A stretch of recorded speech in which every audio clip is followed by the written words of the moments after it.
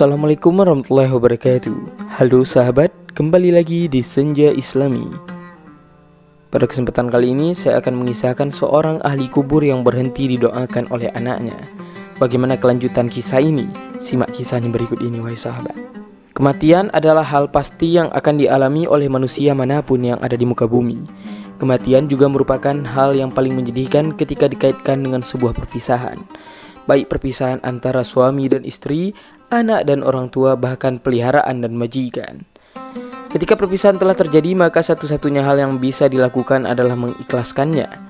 Masalah yang terjadi adalah selanjutnya jika keluarga yang masih hidup merindukan ahli kubur. Apakah mereka yang telah berada di sana dapat mengetahui sanak keluarga yang mendoakan atau menziarahinya? Jawabannya adalah, ketika rindu melanda, temuilah sebab mereka yang telah tiada kehilangan pendengaran untuk mendengar dan mengetahui orang-orang yang merindukan mereka, menziarahi mereka dan mendoakan mereka. Jawaban ini didukung oleh hadis riwayat Imam Al-Bukhari dalam bab jenazah yang berbunyi, ketika seorang hamba telah diletakkan di dalam kuburnya, lalu teman-temannya pergi dan meninggalkannya, sesungguhnya ia mendengar gerak langkah sandal-sandal mereka. Selain itu, Nabi Muhammad juga mengajarkan umatnya untuk mengucapkan salam kepada ahli kubur ketika melewati kuburan mereka. Hal ini menunjukkan bahwa orang-orang yang telah meninggal tetap mendengar dan mengetahui salam dan doa daripada orang yang masih dianugerahi rasa betah hidup di dunia. Selain hadis Nabi Muhammad, dukungan atas jawaban tersebut juga bersumber daripada kisah yang ditulis oleh Imam Syamsuddin Abi Abdillah Ibnul Qayyim Al-Jauziyah, masyhur dengan sebutan Ibnu Qayyim Al-Jauzi, di dalam kitab Ar-Ruh. Kisah tersebut adalah kisah tentang seorang anak, Fadil bin Muwafiq, yang kehilangan ayah, dan seorang anak, Utsman bin Saudah, yang kehilangan ibunya. Kematian sang ayah membuat Fadil bin Muwafiq mengalami kesedihan yang mendalam, sehingga setiap hari Fadil selalu mendatangi kuburan sang ayah karena sangat merindukannya. Pergantian waktu membuat Fadil secara perlahan berhasil memulihkan rasa sedihnya, sehingga Fadil mengurangi intensitas kunjungannya ke kuburan sang ayah. Pada suatu hari, Fadil menziarahi kuburan sang ayah. Fadil terserang rasa kantuk yang luar biasa dan akhirnya tertidur di depan kuburan sang ayah. Di dalam tidurnya, Fadil melihat kuburan sang ayah terbelah dan ayahnya sedang duduk di dalam kuburan lengkap dengan pakaian kafannya serta dengan kondisi bentuk dan warna sebagaimana manusia yang telah meninggal. Situasi tersebut membuat Fadil ketakutan dan memicu tangisan. Tiba-tiba sang ayah berkata, "Wahai anakku, apa yang membuatmu mengurangi intensitas ziarahmu kepadaku?" Fadil kemudian menjawab pertanyaan ayahnya dengan tubuh merinding dan berkata, "Apakah ayah mengetahui kedatanganku di kuburan ayah? Setiap kamu tidak datang, ayah mengetahuinya. Setiap kamu alpa dari kunjunganmu, ayah mengetahuinya. Kebahagiaan ayah di dalam kubur adalah ketika engkau datang menziarahi ayah. Dan tidak hanya ayah yang bahagia, tetapi ahli kubur di sekitar ayah juga bahagia karena mendapatkan sepercik kebahagiaan dari doa dan salammu," ungkap sang ayah. Sejak saat itu Fadil kembali meningkatkan intensitas kunjungannya ke kuburan ayahnya. Kisah lainnya bercerita mengenai Utsman bin Saudah yang kehilangan ibunya. Ibu Utsman adalah perempuan yang sangatlah rajin beribadah. Setiap hari sang ibu selalu mengangkat kepalanya ke langit dan berdoa, "Wahai Zat yang hanya kepadanya aku menggantungkan hidup dan matiku, jangan berikanlah aku kematian yang hina dan buruk." Namun ketika sang ibu meninggal, Utsman menziarahi pusaranya atau kuburannya setiap hari Jumat untuk mendoakannya dan meminta ampun untuknya dan ahli kubur lainnya. Pada suatu malam setelah menziarahi sang ibu, Utsman bertemu dengan sang ibu di dalam mimpi. Maka terjadilah dialog antara Utsman dan sang ibu yang telah meninggal. "Wahai ibu, bagaimanakah kondisi ibu di sana?" kata Utsman. "Ketahuilah anakku, kematian adalah urusan yang sangat menyulitkan.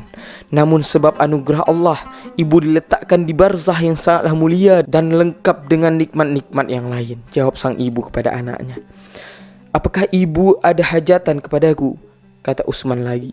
"Tentu jangan pernah berhenti untuk menziarahi ibu dan mendoakan ibu. Sesungguhnya ibu sangat bahagia sebab kedatanganmu di hari Jumat. Setiap engkau datang selalu ada suara yang mengabari ibu bahwa anak ibu telah mendoakan ibu. Hal itu membuat ibu dan ahli kubur di sekeliling ibu sangat berbahagia," ungkap sang ibu kepada anaknya. Terkait dua kisah ini, maka ini ada kaitannya dengan kisah seorang ahli kubur yang berhenti didoakan anaknya. Dan sudah terjawab bahwasanya ahli kubur dapat mendengar doa daripada kita.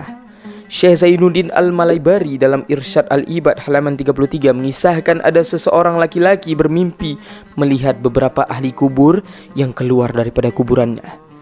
Mereka kemudian sibuk memunguti sesuatu, namun belum diketahui apa yang sedang mereka punguti. Laki-laki itu kemudian menceritakan mimpinya sebagai berikut. Aku sempat heran melihat pemandangan itu. Belum usai keherananku, tiba-tiba ada seorang ahli kubur yang tengah duduk dan tidak ikut memunguti sesuatu bersama mereka. Kemudian aku mencoba menghampirinya dan bertanya kepadanya, apa yang sedang dipunguti oleh mereka? Ahli kubur yang duduk tadi menjawab, kebaikan yang berasal dari bacaan Al-Quran, sedekah dan doa yang dihadiahkan kaum muslimin untuk mereka. Lantas, mengapa engkau tidak memungutinya? Maka dijawabnya lagi, aku sudah cukup. Aku pun bertanya lagi, karena apa engkau tidak memerlukannya? Dijawab oleh ahli kubur tersebut, dengan khatam Al-Quran yang dilakukan dan dihadiahkan kepada anakku setiap hari. Anakku ada di pasar ini dan berjualan zalabiyah, sejenis makanan ringan berbahan tepung dan telur. Keesokan paginya setelah terbangun aku pergi ke pasar. Yang disebutkan ahli kubur dalam mimpi semalam benar saja, di sana ada seorang anak muda yang berdagang zalabiyah. Sedangkan kedua bibirnya tak pernah berhenti berucap. Aku pun menanyakan kepadanya, mengapa engkau tak henti menggerakkan kedua bibirmu? Si anak kemudian menjawab, aku sedang membaca Al-Quran lalu menghadiahkan kepada ayahku yang sudah di alam kubur. Beberapa waktu kemudian aku bermimpi melihat beberapa ahli kubur keluar lagi dari kuburannya. Tak seperti mimpi sebelumnya. Namun yang membuatku heran, kali ini adalah ahli kubur yang semula tak ikut memunguti sesuatu, kini turut memunguti bersama ahli kubur yang lain. Makanya begitu terbangun, aku langsung pergi ke pasar guna mengetahui kabar si anak muda yang biasa berdagang zalabiyah sambil membaca Al-Quran itu. Dan ternyata ia sudah meninggal. Dari sepenggal kisah tersebut dapat ditarik beberapa pelajaran. Yang pertama adalah kebaikan yang dihadiahkan oleh kaum muslimin kepada ahli kubur, baik berupa bacaan Al-Quran, doa ataupun sedekah, terbukti sampai kepada mereka. Yang kedua adalah demikian pula kebaikan yang dihadiahkan seseorang ke anak kepada orang tuanya yang sudah meninggal. Contohnya bacaan Al-Quran si anak muda dalam kisah yang telah saya sampaikan. Selanjutnya adalah hadiah kebaikan daripada seorang anak, kerabat, atau siapa saja kepada orang yang telah meninggal, cukup meringankan kesulitan yang telah meninggal tersebut. Yang terakhir adalah benar apa yang dikatakan oleh Rasulullah SAW, bahwa di antara kebaikan yang terus mengalir walau seseorang telah meninggal adalah seorang anak soleh yang selalu mendoakan. Berhenti yang mendoakan, maka berhenti pula aliran kebaikan itu, sebagaimana berhentinya kebaikan si anak muda yang membaca Al-Quran karena dirinya telah meninggal. Wallahu alam, semoga sahabat semua dapat mengambil hikmah dari beberapa kisah yang telah saya sampaikan. Lebih dan kurang saya mohon maaf. Wabillahi taufiq wal hidayah. Assalamualaikum warahmatullahi wabarakatuh.